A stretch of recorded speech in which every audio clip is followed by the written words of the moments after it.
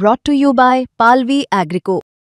पालवी ॲग्रिको, भारताचा पहिला AI तंत्रज्ञानावर आधारित B2B आणि B2C ई-कॉमर्स प्लॅटफॉर्म. शेतीसाठी जे काही लागणार थेट तुमच्या बांधावर पोहोचणार, मोबाईलच्या एका क्लिकवर. इथला मराठा हा कुणबीच अच्छा गॅजेटच्या नोंदीच्या आधारे, त्यामुळे त्याच पद्धतीने त्यांना ते करावं लागणार आहे. आता मराठ्यांच्या मनातून उतरू नये आणि मराठ्याची बेमानी फडणवीस साहेबांनी आता करू नये. आता अशी संधी बोला बोला अशी संधी नाहीये त्यांना पुन्हा मन जिंकायची. एकदा जर मन दुखले मराठ्याच्या आता खरं महाराष्ट्रात नाही फिरू देत मग मराठी नेत्याला पण.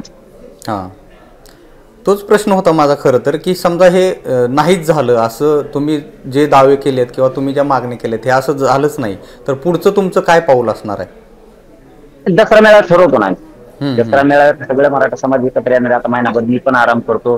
काही ऐतिहासिक लढाई जिंकले मराठ्यांनी, कुणाला 70 वर्ष झाले आम्हाला मिळू देत नव्हते आणि यांना मिळू पण द्यायचं नव्हतं. आता मिळालंय, JR निघालाय म्हणजे रेकॉर्ड लावलो तर आपण पहिल्या रेकॉर्डला नव्हतो. आपण राहतो महाराष्ट्रात, आपला रेकॉर्ड आंध्र प्रदेश नव्हत्या, तेलंगणा राज्यात. आता आधी ओळख सुद्धा नव्हती रेकॉर्डला आपली. किमान आता आपला JR झालाय हैदराबादचं, तिथं आता रेकॉर्ड तयार झालाय. त्याचे मिनिट्स झालेत उपसमितीच्या मंत्रिमंडळाच्या बैठकीत. आता त्याचे सगळे विषय रेकॉर्डवर आलेला आहे. कारण दोन्ही सभागृह सध्या आपले विधान भवन विधान परिषद ऍक्टिव्ह आहे. सरकार अस्तित्वाचे.